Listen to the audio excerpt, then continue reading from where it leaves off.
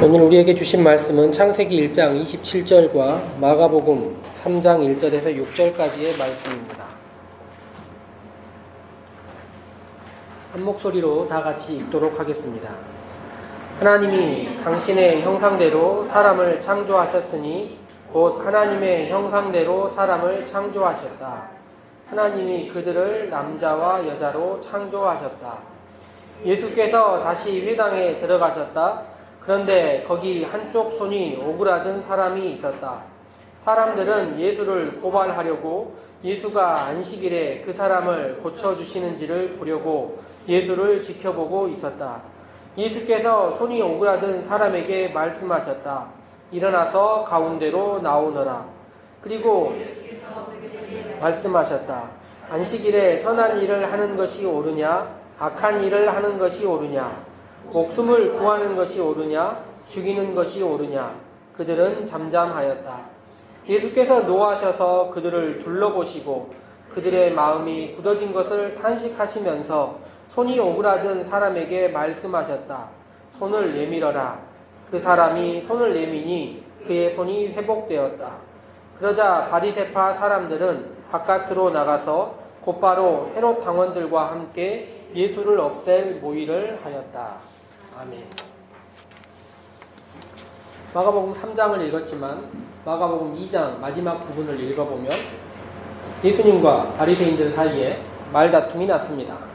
이유인즉슨 안식일에 제자들이 밀밭 사이를 지나가다가 밀밭 사이에서 무엇인가 손으로 동작을 했던 것 같은데 밀이삭이 베어졌던 것 같습니다. 짧은 기록이기에 제자들이 그것을 먹기 위해서 했는지 혹은 기를 내기 위해서 했는지 혹은 실수로 무엇인가가 떨어졌는지 알 수는 없습니다. 그렇지만 바리새인들은 그 동작을 보고 결과를 보고 단지 밀이삭이 떨어졌기 때문에 밀이삭이 떨어지는 행위를 추수라고 판단하였습니다.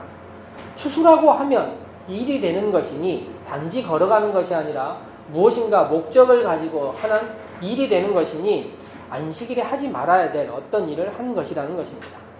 그리고 나서 이 일을 한 제자들의 잘못은 스승의 잘못이니 예수님께서 이 일에 대해서 책임을 져야 한다.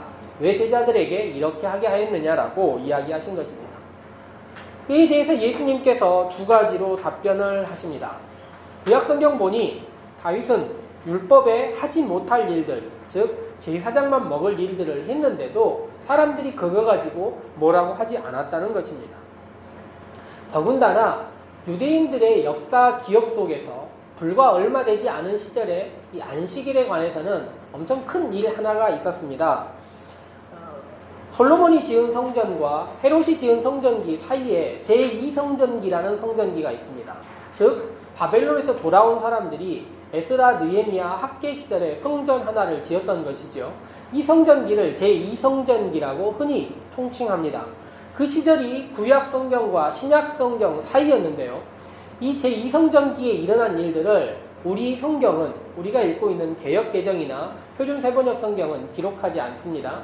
그런데 천주교 성경 그리고 우리가 천주교와 공동으로 번역한 공동번역 성경에서는 이 시기의 일들을 기록하고 있습니다.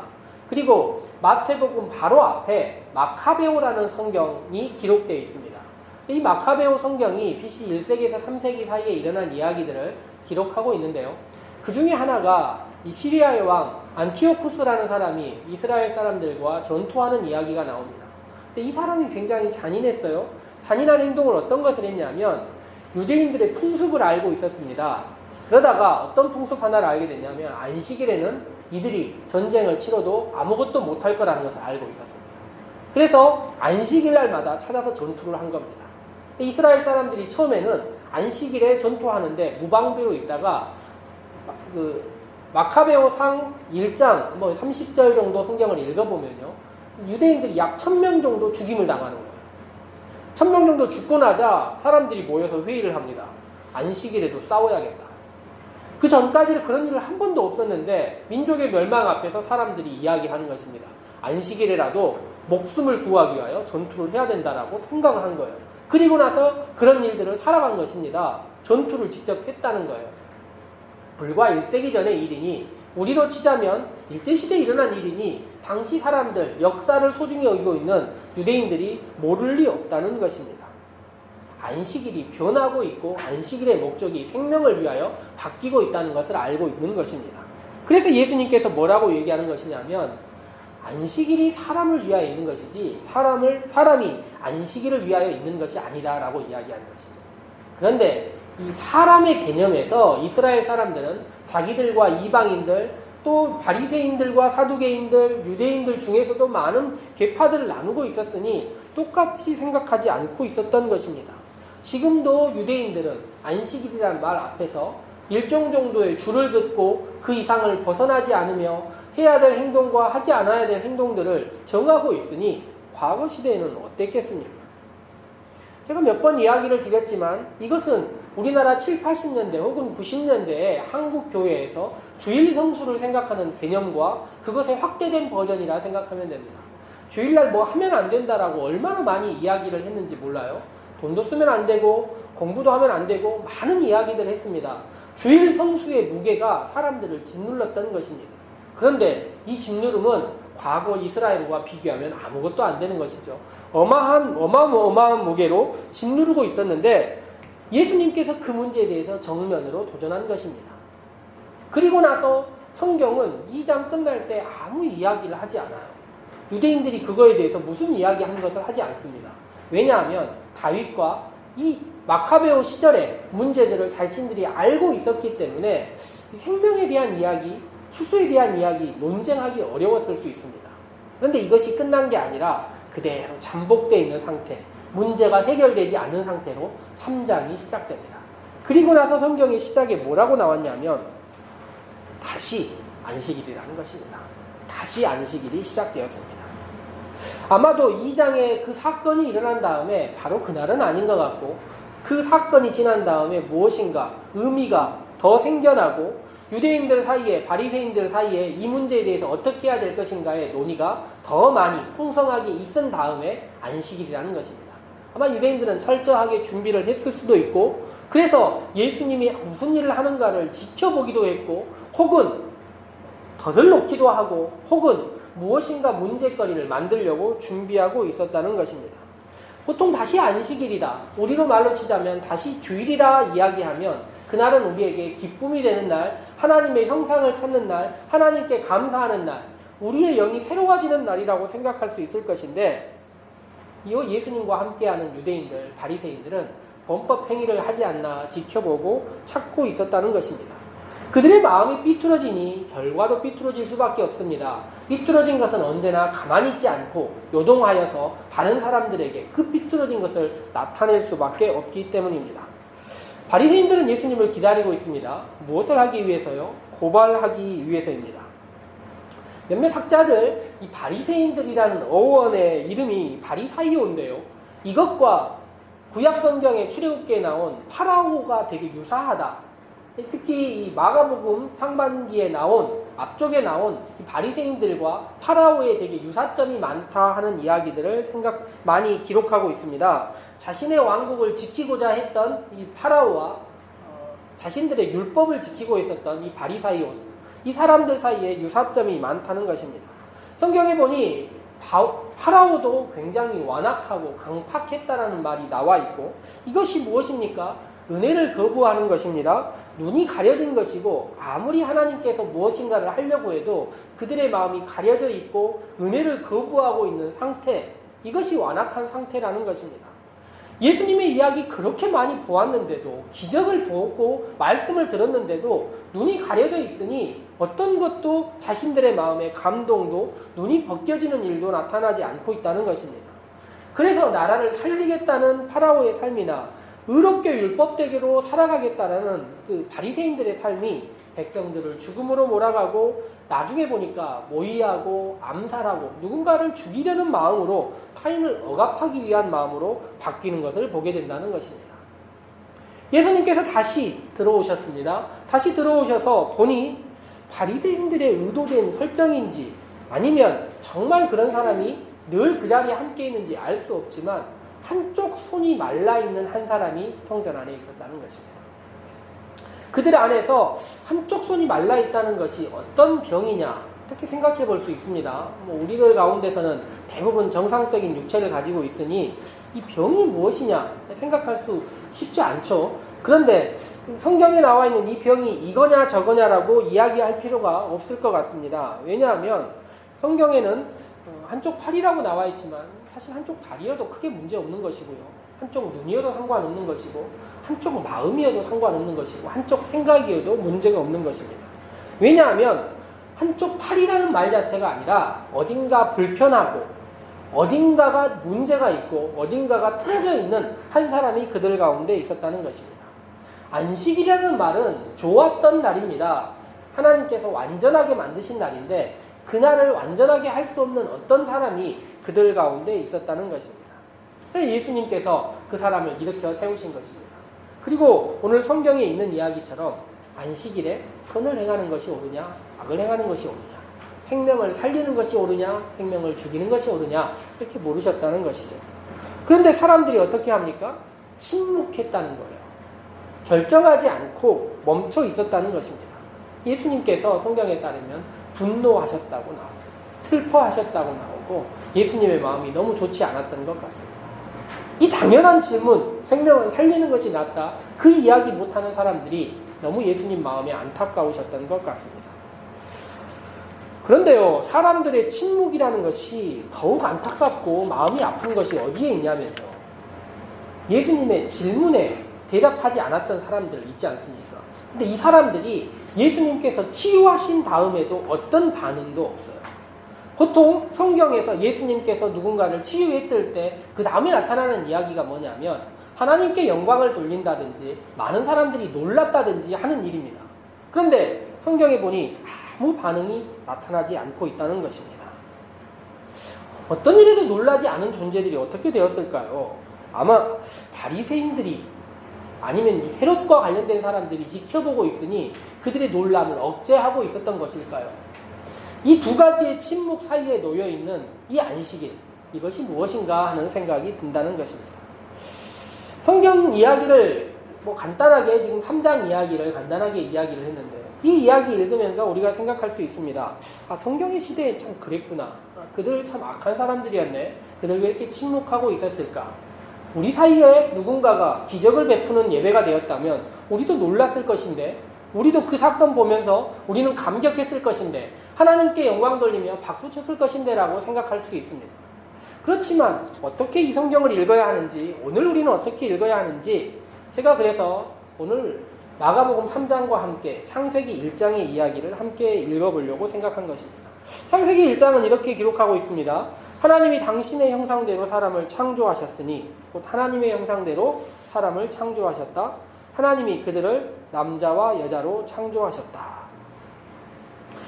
하나님이 하나님의 형상대로 우리를 만드셨다고 하는데 하나님의 형상이 하나님을 기억하고 하나님을 생각하는 날이 무엇이겠습니까? 그게 바로 안식일입니다. 하나님의 형상이 그런데 그날 무슨 일에서인지 고통받고 비틀려 있고 오그라져 있고 움직이지 못한다면 그것을 본 예수님의 마음이 어떻겠습니까? 그리고 뒤틀려 있는 형상을 보고도 아무 문제 없다고 생각하는 그 사람들을 보는 예수님의 마음이 어떻겠습니까? 그래서 예수님 분노하신 것입니다. 모습의 문제가 아니라 그들의 마음의 문제 때문에 예수님 더욱 분노하셨을 수 있다는 것 같습니다. 흡사 엘리야가 갈멜산 위에서 소리 지르지 않습니까? 바알과 하나님 사이에서 선택해라라고 니네들 좀 결정해라라고 소리 지르고 있습니다. 그런데 마가복음 사람들은 선택하지 않고 그들은 움직이지 않고 있다는 것입니다. 안식일은 뇌까지 멈춰라, 뇌까지 움직이지 않아라 하는 날이 분명히 아닐 것인데 생각하는 것 멈춰버리고 생각하지 않으니 움직일 수 없고 반응할 수 없는 상태라는 것입니다. 그러니 이제 예수님의 이야기, 마가복음의 이야기를 우리의 이야기로 다시 한번 돌려서 생각해 봅시다. 우리는 우리의 일주일의 삶과 지금 이 자리에 있는 우리의 모습이 하나님의 형상이 온전히 유지되고 있는 존재로 살아가고 있느냐입니다. 예수님께서 이 자리 가운데 오십니다. 그리고 또 다시 오십니다. 다시 오셔서 우리 중에 누구를 목사를 세운다 하더라도 우리의 모습들을 바라보고 우리가 온전히 하나님의 형상을 세우고 있는 것이냐 우리는 비틀어지지 않고 왜곡되지 않은 채로 이 자리에 있느냐 생각해보면 우리 자신이 바로 비틀어져 있는 사람이고 우리 자신이 어딘가가 말라있는 사람으로서 이 자리 가운데 있을 수 있다는 것입니다. 그렇다면 우리의 예배는 무엇을 위한 예배여야 하느냐? 그것을 돌이키고 비틀어져 있는 것을 펴게 만들고 말라있던 것에 생기를 불어넣고 잘못되고 왜곡되어 있는 것을 올바로 돌이키는 예배가 되어야 한다는 것입니다. 우리의 형상은 어떠합니까? 슬프게도 우리는 하나님이 우리를 온전한 존재로 만드셨는데도 타인과 비교합니다. 우리의 외모와 성품과 우리의 가지고 있는 것들을 타인의 잣대를 가지고 바라봅니다. 물질로 외모로 수많은 타인들의 욕망으로 우리를 짓누르고 하나님이 우리를 만드신 형상들을 타인들의 형상에 의해서 물질의 형상에 의해서 우리들의 존재를 바꿔서 재단한다는 것입니다. 그래서 우리에게 안식일이라고 말할 수 있고 주일이라고 말할 수 있고 예배라고 말할 수 있는 이 상황은 우리의 형상을 살리는 일이어야 한다는 것입니다. 하나님께서 나를 만드셨고 하나님께서 나에게 온전한 형상을 주셨으니 타인들의 잣대가 아니라 하나님께서 나를 좋게 만드신 것이 무엇인가 하고 나의 존재 자체를 사랑하시는 하나님의 모습을 바라보면서 예배가 나를 세우고 나의 자존감을 세우고 나를 사랑하신 예수님의 사랑이 있으니 그것에 의해서 나를 세우는 것이 예배가 되어야 한다는 것입니다. 몇 주 전에 한 사람을 교회 다니지 않으시는 한 분을 만났습니다. 교회 다니지 않는 것이 아니라 교회 다니지 않을 더 강력한 이유를 찾는 한 사람을 만났습니다. 만났더니 원죄에 대해서 묻고 세상의 악에 대해서 묻고 이것저것 기독교의 교리에 대해서 저에게 질문을 했습니다. 그리고 나서 이 문제 해결되지 않으면 신을 믿지 않겠습니다. 그리고 나서 마지막에 뭐라고 했냐면 신약 성경에 있는 것처럼 나에게 기적을 보여주면 믿겠습니다 라고 이야기하는 거예요. 어딘가 듣는 얘기 같지 않습니까? 하늘로부터 보는 표적을 달라고 했던 유대인들의 이야기 같지 않습니까? 제가 그 사람에게 드린 이야기는 이런 얘기였습니다. 만약 이 문제 하나 해결된다면 당신은 또 다른 문제를 세워서 가지 않을 이유를 만들 사람 같습니다. 계속 무엇인가 가지 않을 이유들을 만들고 있는 이유를 참 알기 어렵습니다라고 생각했습니다. 왜냐하면 제 마음이 아팠던 것은 하나의 형상이, 자신의 형상이 왜곡되면 어떤 것을 바라봐야 하는지를 알지 못하고 있을 때가 많다는 것입니다. 죄의 문제란 기본적으로 자기 자신을 바라봐야 하는 문제인데 다른 것들 바라보고 외부를 바라보면서 왜 답이 나오지 않느냐 이야기한다는 것입니다. 자신을 바라보는 연습이 아니라 타인들의 잘못을 바라보고 타인들의 안에서 문제를 발견하고 오히려 신의 잘못을 발견하려고 하는 그런 모습이니 그 형상이 어떻게 무너져 있는 것이겠습니까?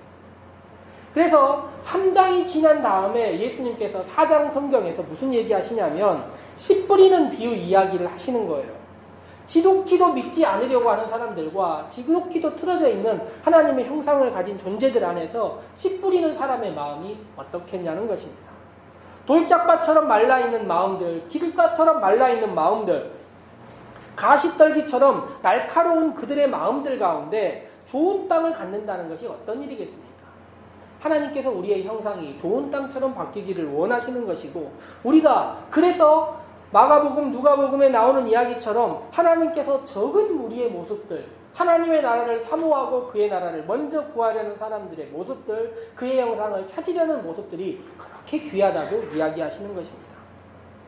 그래서 그 노력을 갖는 사람들, 형상을 찾으려는 사람들, 하나님께서 나를 사랑하신다는 그 하나의 본질적인 나의 존재를 갖는 사람들을 바라보고 하나님께서 뭐라고 하시냐면 그들이 하나님 나라 찾는 것을 기뻐하시고 그들을 도우신다 이야기하시는 것입니다. 그렇다면 이제 우리 2017년에 우리 산림교회 모든 성도들이 우리는 무엇을 세울 것인가, 무엇을 찾을 것인가를 생각해 보아도 좋을 것 같습니다. 우리는 교회를 시작하면서부터 교회 건물을 세우고 숫자를 늘리려는 마음들을 가지고 시작한 것이 아닙니다. 그렇다면 우리는 말씀 안에서 진정 소중한 하나님의 형상이 나에게 어떻게 찾아질 것인가, 내가 어떻게 하나님의 형상 안에서 새로운 존재로 거듭날 것인가를 찾는 사람들이어야 된다는 것입니다.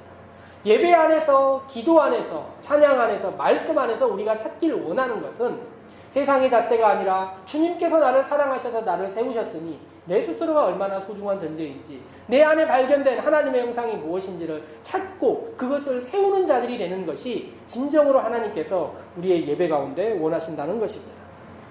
그러므로 오늘의 예배도 우리가 살아가는 일주일도 그런 예배 되었으면 좋겠습니다.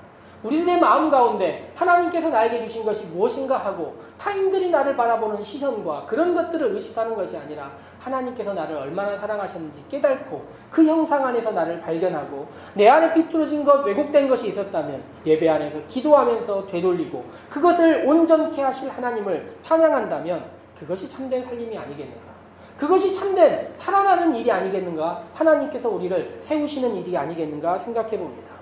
그것을 발견하는 우리의 예배, 그것을 발견하는 우리의 교회, 그것을 발견하는 우리의 살림이 되었으면 좋겠습니다. 함께 묵상해 보도록 합시다.